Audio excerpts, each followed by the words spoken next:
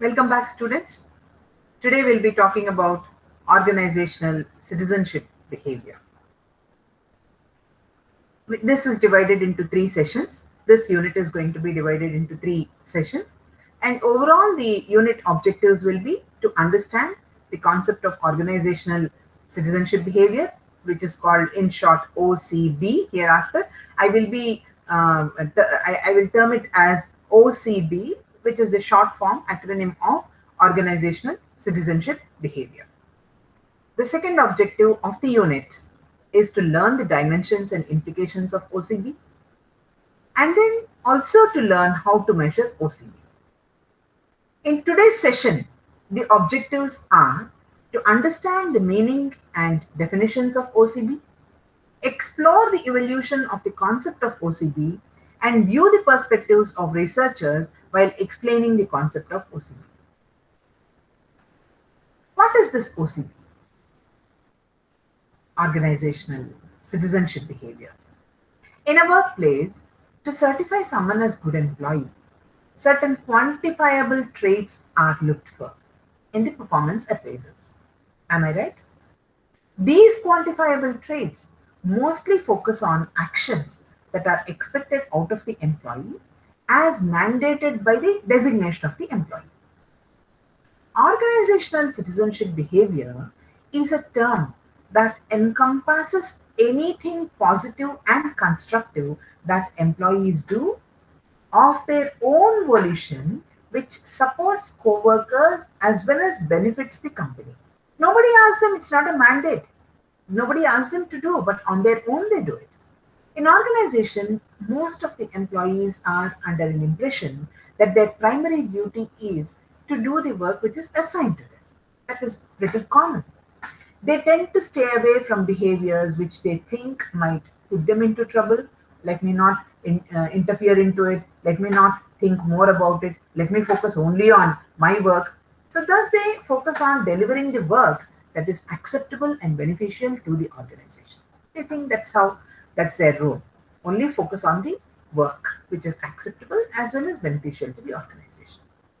Organizational citizenship behavior deals with the actions and behaviors which are not mandated by the organization. Because you are in a particular role, you are expected to do this, you are expected to, the framework which the organization expects. These organizational citizenship behavior does not fit into that framework. They are not critical to the job. Those behavioral patterns are not critical to the job. It's not that they are a part of your job profile, but would benefit the team enormously and encourage the employees to contribute toward organizational efficiency. When an employee delivers above and beyond what is expected out of him or her, then such a behavior is termed as organizational citizenship behavior. The willingness of participants to exert effort beyond the formal obligations which are dictated by their positions, which is this organizational citizenship behavior, this has long been recognized as an essential component of effective organizational performance. OCB, or organizational citizenship behavior, it's an evolving concept which attempts to find out how and why people contribute positively to their organizations beyond their job responsibilities. What they are supposed to do in their job is fine, but why is it that they go beyond? The study of OCB engages in analyzing the circumstances in which individuals go that extra mile in the workplace. Employees who engage in this organizational citizenship behavior necessarily not be the top performers, but they always tend to go an extra mile, which I have mentioned a little while ago, apart from satisfying the minimum requirements of his or her job. That does not mean in order to help somebody or in order to go an extra mile, they leave out their job and their job requirements. It's not like that. In addition to that, they go an extra mile. That's why the term extra mile. It is stated that by encouraging employees to engage in organizational citizenship behavior, organizations have shown to increase productivity, efficiency, and customer satisfaction and reduce costs and rates of turnover and absenteeism. according to Podsakoff, Whiting, Podsakoff and Blue. Organizational citizenship behavior exhibited by offering something like, dropping a colleague at home, providing suggestions to improve performance, or even as simple as loading paper into the communal printer when somebody wants to take a printout. All these are examples of OCP. OCP directed towards the organization as a whole includes helping to recruit appropriate people to specific tasks, who fits what, which task, being able to identify and putting a particular person in a proper slot, making suggestions to improve the workplace facilities at a managerial level or at whatever level they are working in, or doing unpaid overtime, not expecting payment for finishing a particular task, wanting to finish that task on his or her own, and then finishing it without expecting any overtime payment. These behaviors are desirable, but then it's not easy, it's difficult to cultivate them within typical organizational structures. They don't happen just like that. It's not that if they want to demonstrate, some people may demonstrate, but you cannot say everyone has to demonstrate OCB. OCB is not a mandate, please remember. So let's look into these definitions now. The term organizational citizenship behavior has been coined in late 1980s by Organ during his initial attempt to understand those behaviors which were yet to be named as a better representation of performance. Since then, it has undergone few revisions, though the basic concept remains the same. OCB refers to any spontaneous action which is executed, spontaneous action, please remember, any spontaneous action which is executed by the employee as desired by him or her, not because somebody expects, which is not mandated by the organization or demanded by the seniors. It is not because you ought to do it, you do it. You feel like doing it, you do it. It can be a help to someone, it can be a benefit that you give to someone. The basic understanding of OCB as going the extra mile or above and beyond to help others at work is what many are familiar with. And that is how OCB is conceptualized. Whether to engage in OCB or not is a personal discretion of the employee. Nobody can dictate it to him or her. Organizations can promote OCB by motivating them and also providing them with an opportunity to exhibit OCB. The organization should create a workplace environment that not only allows for, but is also conducive and supportive of OCB. Only when there is an open atmosphere, when there is a chance to demonstrate OCB, people can demonstrate OCB. Otherwise, if they are fitted into a framework which is very tight and they cannot move this way or that way from whatever their role responsibilities are, then it is difficult for them to demonstrate anything like OCB. Is it possible to promote OCB? Yes, it could be done by including measures of OCB in performance appraisals and recognizing and rewarding employees who exhibit OCB. It may not be easy, but it is not impossible. It could be done. Add measures of OCB in performance appraisal. Look at how much more he goes an extra mile or she goes an extra mile in helping others, and recognize and reward employees who demonstrate OCB. Though OCB is perceived to be intangible and difficult to quantify, it has shown to have a considerable positive impact at the organizational level, enhancing organizational effectiveness from 18 to 38% across different dimensions of measurement, according to Podsakoff, McKenzie, Payne, and Backrack, as well as Erhard. For more definitions now. Even before the term OCB was coined, Barnard, way back in 1938, came out with a definition that would rightly define OCB today. The willingness of individuals to contribute cooperative efforts to the organization was indispensable to effective attainment of organizational goals, which means OCB is required in order to attain effective attainment, in order for an effective attainment of organizational goals. CADS, focused on the notion behind the extra role behavior of the employees. Cat says employees willingly contribute extra efforts for the attainment of organizational outcomes. Once again, he talks in terms of those extra going an extra mile. Relying on the notions of both Barnard and Katz, Relying on the notions of both Barnard and Katz, Orkin developed his OCB construct. And this is where there was a clarity as to what is OCB. OCB is an individual's discretionary behavior which is not directly or explicitly recognized by the formal reward system and in the aggregate which promotes the effective functioning of the organization. At the end of it, though it is not recognized by a formal reward system explicitly, it contributes to the promotion of effective functioning of the organization. So it's very important. Van Dine et al. In 1995, who proposed the broader construct of what is called extra role behavior ERB, they defined OCB as a behavior which benefits the organization and or is intended to benefit the organization, which is discretionary and which goes beyond the existing role expectations. So everywhere we are seeing this commonality, existing role expectations.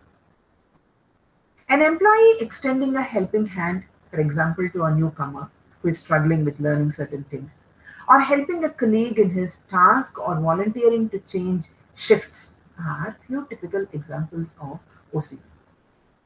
Apart from these, organizational related acts like extending the shift to complete the task or volunteering to organize events without expecting any additional remuneration also come under OCB. We talked about this a while ago as well. Now, introducing what is OCB and how it is seen. Generally, in performance appraisals, we see the quantifiable traits and we focus on actions.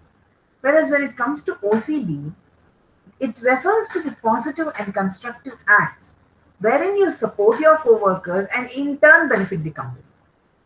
And by engaging in OCB, we said it's walking an extra mile on your own. And this contributes to the increase in productivity, efficiency, and customer satisfaction, and reduces costs and rates of turnover and absenteeism. This history shows that the concept has evolved. It was first put forth by Chester Bernard in 1938 as the willingness of individuals in organizations to cooperate. He later defined cooperation as genuine restraint of oneself, actual voluntary service for no reward, and even subjection of one's own personal interest for the betterment of the organization. He focused on the notion of an individual exhibiting an extra role behavior alongside executing the assigned tasks as required by their job. Then Katz brought a demarcation in the concept of OCB as innovative and spontaneous behaviors rather than an obligatory role performance. The basis for the differentiation is whether or not such spontaneous behaviors are found in the individual's job description. Organ's formative definition in 1988 that OCB is a voluntary individual behavior when aggregated across people and time contributes to the improved performance of the organization. OCB is a beneficial component for organizations as individuals volunteer to do tasks that are not formally structured or mandated as part of the individual's assignment or role. So this historically, the way it has evolved, this work which I have described so far has led to various studies examining a variety of predictors of OCB. And these predictors included job satisfaction, organizational commitment, perceptions of justice, state or trait personality characteristics, and leadership behaviors, and many more. In their meta-analysis, Organ, along with Ryan in 1995, found that attitudinal variables like satisfaction, fairness, and commitment exhibited stronger relationships with OCB. Why does OCB occur? Let's try to understand the dynamics here. What has been missing is a conceptually sound framework for understanding why OCB occurs. Historically, each new study suggested and to an extent found support for a new antecedent of OCB. That this must be the reason. Specifically, the researchers examined OCB in relation to organizational commitment, job satisfaction, or procedural justice to investigate the employee's contribution to organizational performance. Organ, Somek, and Dragzaway in 2004 and others emphasized the voluntary nature of OCB. Time and again, we've been coming back to this. The voluntary nature of OCB, which should be outside the individual's formal role within the organization, therefore not formally rewarded. If someone is following a prescribed role or fulfilling formal job duties, then that is not called OCB. Remember, we are talking about the extra mile, which is not a mandate. If it is a part of the formal job activities, then it is not OCB. If an individual demonstrates OCB, it could leave a positive impression on supervisors that would ultimately lead to workplace benefits, like for example, increased pay or promotion. Morrison found that OCB was not consistently perceived as extra role, and in fact, employees who considered it in role exhibited more of it. When they perceive it as a part of the role, then they have exhibited more of it. Since this would mean that OCB could in some cases be expected by supervisors and co-workers, formal recognition and reward can also be possible. When an employee knows that his or her supervisor or manager and the colleagues expect some OCB from his or her side, then they would do it because it would be recognized by others. So why not give a formal recognition and reward is the question here. Organ consequently updated his definition to redefine OCB as contributions to the maintenance and enhancement of the social and psychological context that supports task performance. Look at the difference now. Contributions to the maintenance and enhancement of the social and psychological context that supports task performance.